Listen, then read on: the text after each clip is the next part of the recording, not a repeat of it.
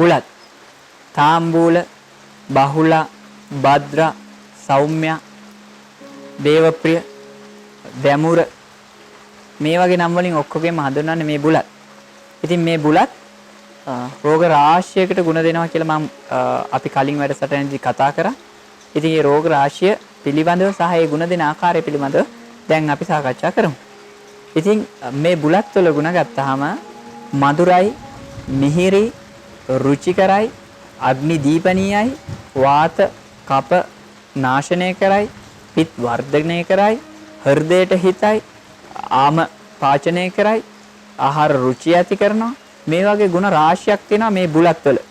ඉතින් මේ බුලත් ආහාරයට ගැනීමෙන් මුඛයේ තියෙන විරස බව අපි කියනවා අද නම් කන්න බෑ, ප්‍රියක් නෑ, පිරියක් නෑ කියලා.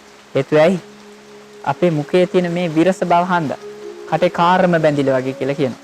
ඉතින් මේ ගතිය නැති කරන්න පුළුවන් මේ බුලත් වලට. ඊළඟට දත්වල අපි කියන විදුලි මහ තුවාල වෙලා මේක විනාශ වෙගෙන යනවා. බුලත් වල තියෙන කහට ගුණයට මේ තියෙනා වූ තුවාල වේලීමේ ගුණයක් මේ බුලත් වලට තියෙනවා.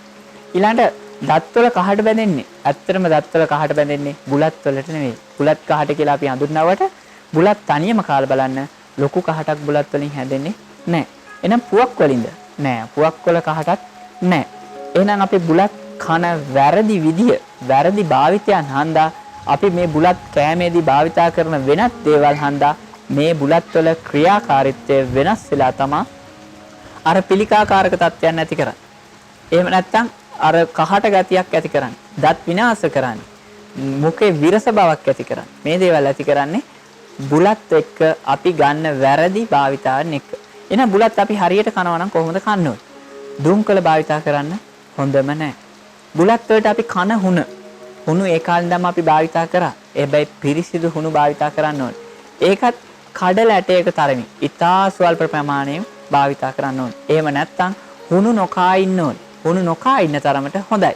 අපි දේශීය වෙදකමේදී හෝ වේවා, ඉන්දියා ආයුර්වේදයේදී හෝ වේවා අපි රස ඖෂධ, රස කියලා කියන්නේ පාර්ථිවය ද්‍රව්‍ය පොළවෙන් ලබා ගන්න ඖෂධ, රසදිය, තුත්තනාගම්, පල්මානික්කම්, හිරියල් මේ වගේ දේවල් මේ වගේ තියෙන අපි මේවා ශරීරයට යොදනවා. ඖෂධීය ගුණය බලාපොරොත්තු ඉතා සුළු ප්‍රමාණය.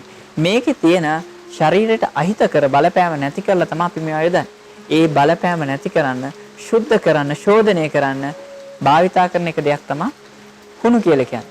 ඉතින් ඒ හුණු වලින් මේ බුලත් වල තියෙන විසත් නාශනය වෙනවා.